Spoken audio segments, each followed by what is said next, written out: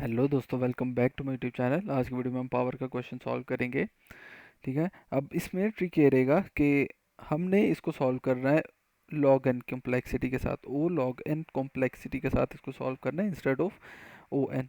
ठीक है। O N के साथ तो सिंपल रहेगा, एक लूप लगाएंगे, उसको एन तक चलाएंगे और एक्स को मल्टीप्लाई करते जाएंगे। ठीक है। लेकिन जब हमने लॉग एन अचीव करना है तो उसके लिए हमें कॉन्सेप्ट यूज़ करना पड़ेगा बाइनरी एक्सपोनेंशियल का। ठीक है, वो हम समझेंगे इस वीडियो के अंदर। और उसके साथ साथ हम इसको ड्राई रन करेंगे। ठीक है। ये एक्चुअल में इस पार्ट ऑफ कोड का क्या मतलब बनता है ये समझेंगे one by one, her line के मुताबिक। ठीक है। और इस क्वेश्चन को शुरू करते हैं अब। सबसे पहले हमारे पास लिखा हुआ है कि इम्प्लीमेंट करना है पावर का फंक्शन जो कैलकुलेट करेगा X raise to the power of N. ठीक है। और कुछ हमारे पास टेस्ट केसेस हैं यहाँ पर कि हमारे पास नंबर ये है, उसकी पावर ये है, उसके आउटपुट हमें देनी है। ठीक है।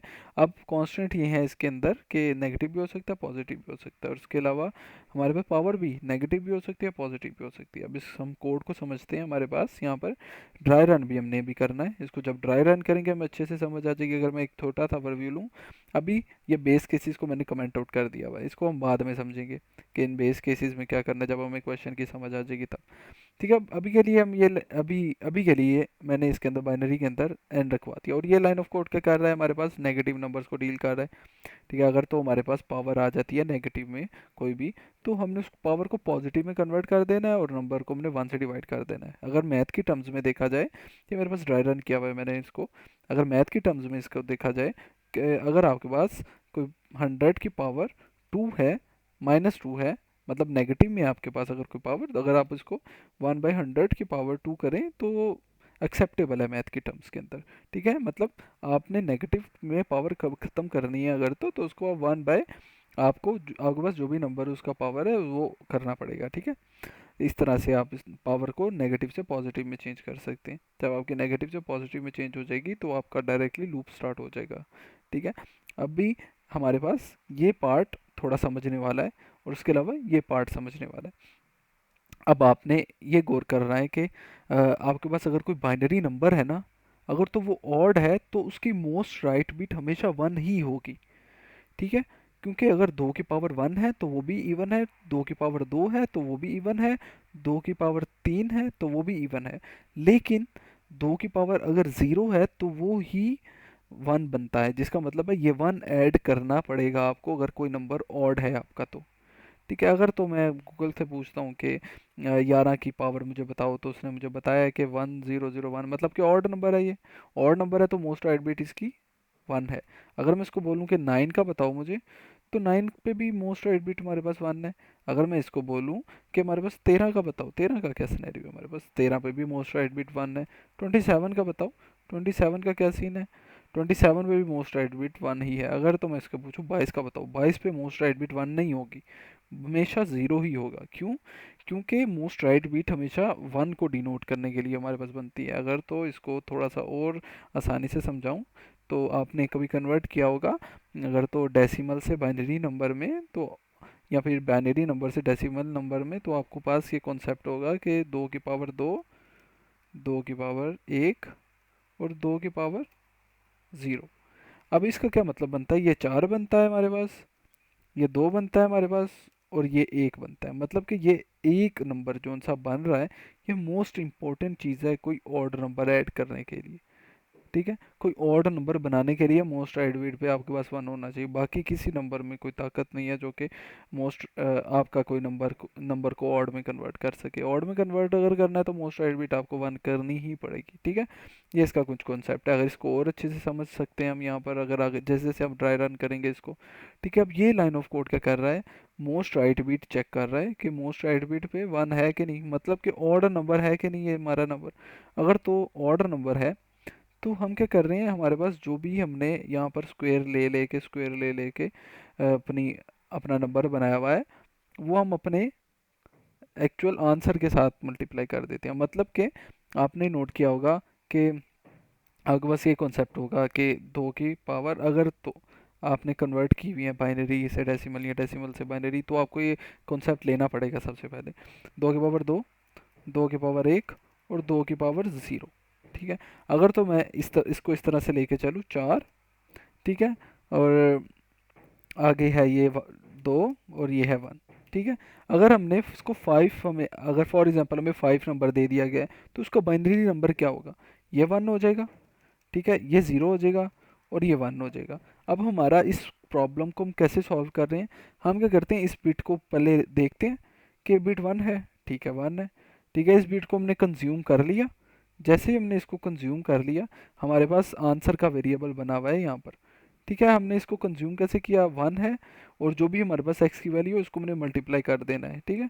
जैसे ही कंज्यूम हो गई ये, हम फर्दर चलते हैं आगे, ठीक है, फर्दर आगे चलते हैं, फर्दर आगे चले, ठीक है, हमने ये बिट खत्म कर दी। अब हम इसको देखेंगे, अब इसके अंदर हमारे पास करंटली 0 है, मतलब कि हमने इसको अभी ये हमने लाइन एग्जीक्यूट नहीं करनी, क्योंकि अभी मोस्ट राइट बिट पे 1 नहीं है हमारे पास, मतलब कि ऑर्डर नंबर बिल्कुल भी नहीं है हमारे पास, ठीक है।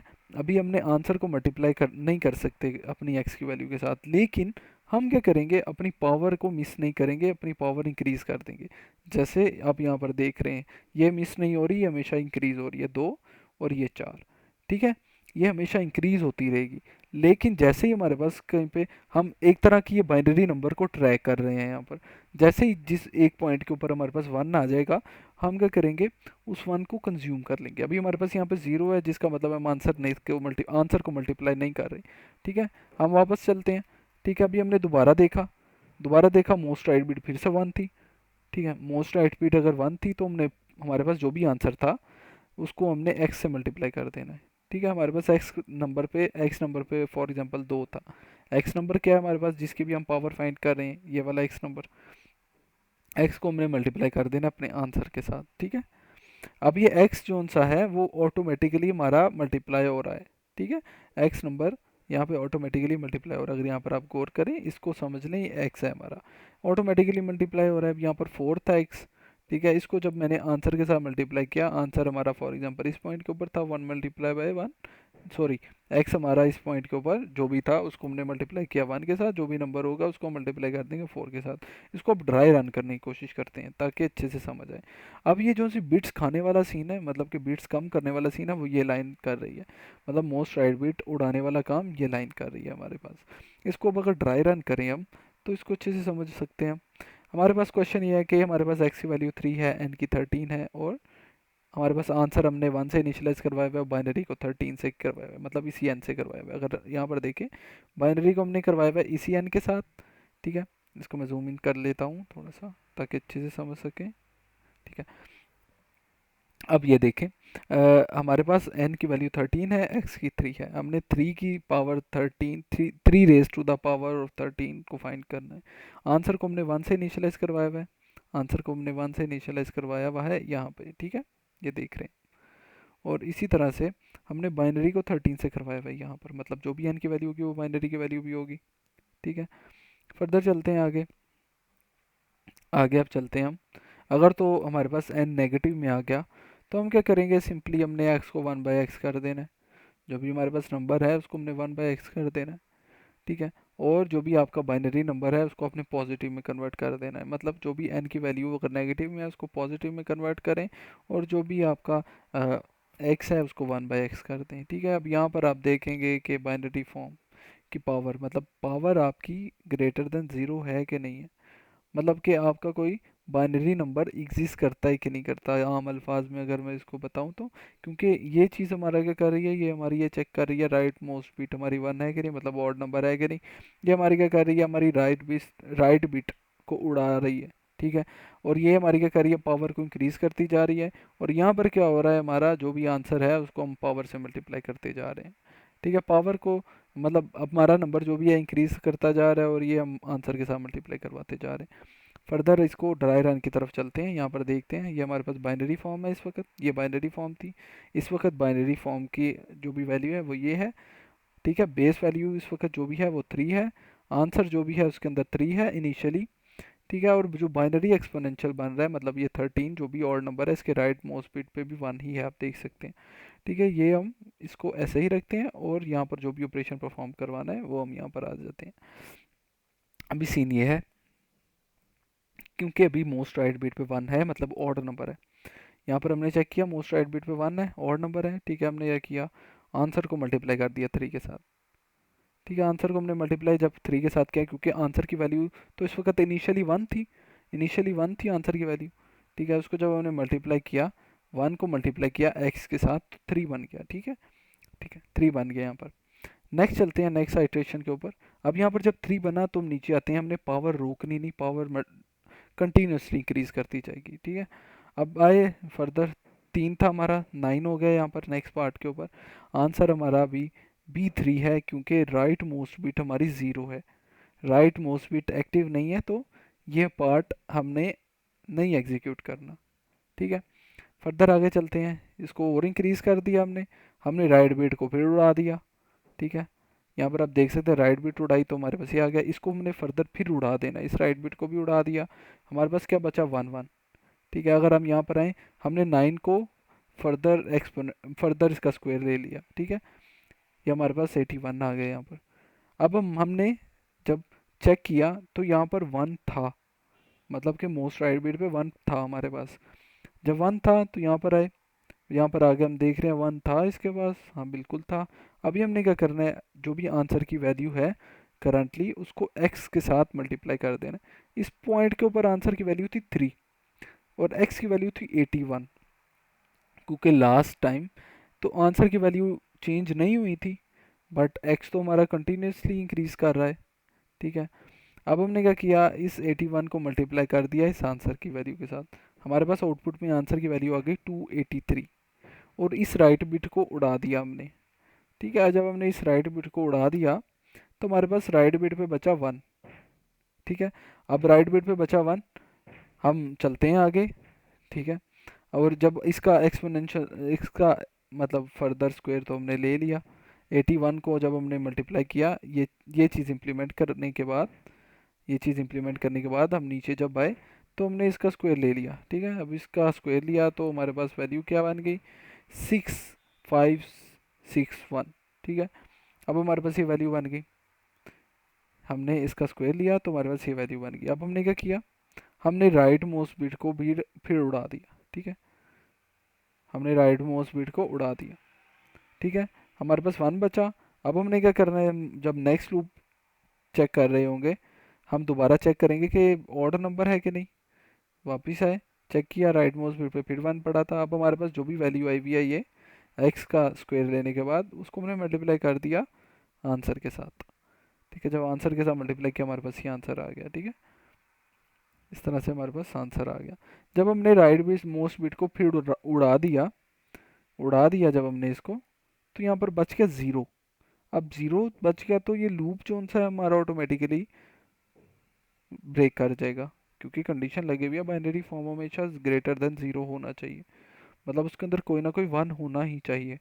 इस तरह से बाइनरी कोड एग्जीक्यूट हो रहा है। ठीक है, एक नेगेटिव नंबर की भी एग्जांपल ले सकते हैं हम यहाँ पर।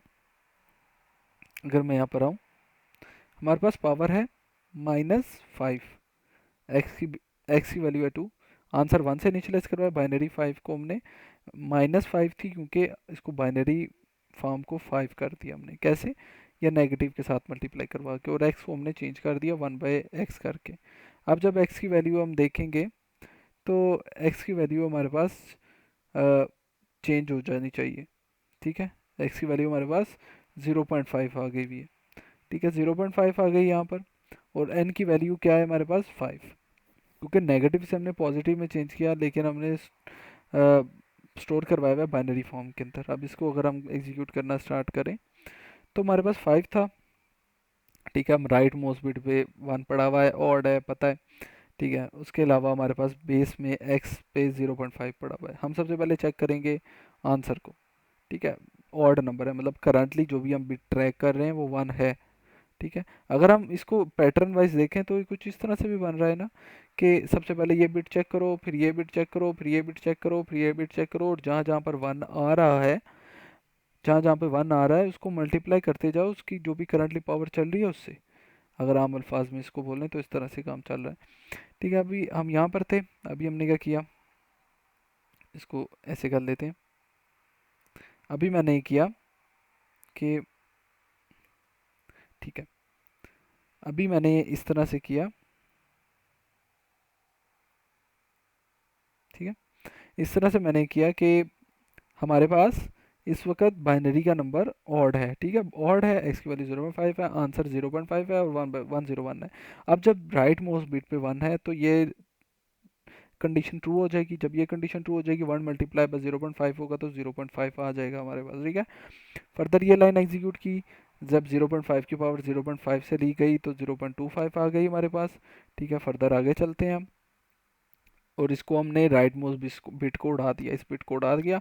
अब 0.1 बच गया हमारे पास, ठीक है। दोबारा से हमारा ऊपर गए, ऊपर जाने के बाद हमने चेक किया राइट मोस्ट बिट पे क्या पड़ा हुआ है, जीरो पड़ा हुआ है, जीरो पड़ा हुआ है, मतलब कि ये ऑर्डर नंबर नहीं है, तो हम ये कंडीशन एग्जीक्यूट नहीं करेंगे, ठीक है। नीचे आए, नीचे आने के बाद हमने चेक किया कि करंट वैल्यू क्या है हमारे पास, 0.25 है हमारे पास।